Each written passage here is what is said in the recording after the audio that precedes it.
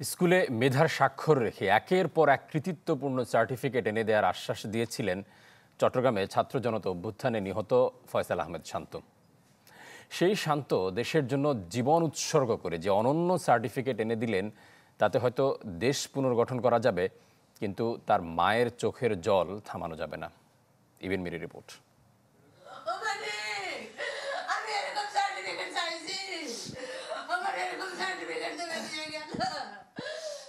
ছেলে মাকে আশ্বস্ত করতেন পড়ালেখা করে এনে দেবেন ভালো সার্টিফিকেট, তবে নিজের জীবন দিয়ে দেশপ্রেমের যে সার্টিফিকেট এনে দিলেন তার যেন ভার নিতে পারছেন না প্রিয় সন্তানহারা এই মা।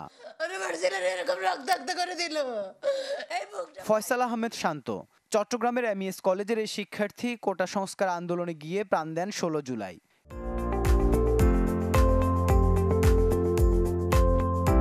সেদিন নগরীর মুরাদপুরে নেমে এসেছিল বিভীষিকা।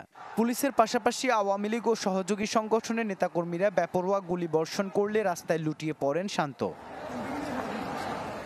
ছেলেকে হারানোর 2 মাস পেরিয়ে গেলেও এখনো থামছে না মায়ের কান্না। 2 ছেলে মেয়ে নিয়ে মা কোহিনুর আক্তারের ছিল সাজানো গোছানো সংসার, কিন্তু একমাত্র ছেলেকে হারিয়ে যেন এখন বিষাদে ভরা সবকিছু। রাত্রে 3টা বাজে আমার মা আমাকে যখন হাতে দেবে আমাকে ডাকতেছে, তখন তো আমার বিশ্বাস হয় না যে আমার শান্তমণি নাই। হয়তো কারো লাশ এনে আমার হাতে দেবে, আমি বলবো যে আমার শান্তমণি না। বাবা জাকির হোসেন ব্যবসা করেন বরিশালে। মাঝে মধ্যে ছেলেও সে ব্যবসা দেখাশোনা করতে যেতেন। বাবাকে স্বপ্ন দেখাতেন নিজে একদিন সফল উদ্যোক্তা হওয়ার। যে গভর্নমেন্ট যেটা নিয়ম করছে, কোটায় চাকরি পাবে 100 জন 48 জন মেধা, বাকি রেখেও চাকরি পাবে না। তাহলে এই মেধায় আমাদের চাকরি হবে না। এ সবসময় উদ্যোক্তা হবে। তা আমাকে বলছে যাবো আমাদের বাড়িতে ছাগলের খামার করা যাবে, একসাথে কতটুকু জায়গা আছে এক জায়গায়। কোটা আন্দোলন শুরু হওয়ার পর থেকে সক্রিয় ছিলেন শান্ত। তাকে চোখের সামনে প্রাণ দিতে দেখেছেন বন্ধুরা, যা এখনো ভুলতে পারছেন না তারা। সাজ্জাদের মুখে ইট লাগে, তো ও পড়ে গেছিল, ওকে ধরতে গেছিল, প্লাস ওই শান্ত নিচ থেকে একটা ইট নিয়ে মারার চেষ্টা করছিল ওদেরকে। তখন ওরা যখন গুলি চালাচ্ছিল শান্তর পিঠে গুলি লাগছিল।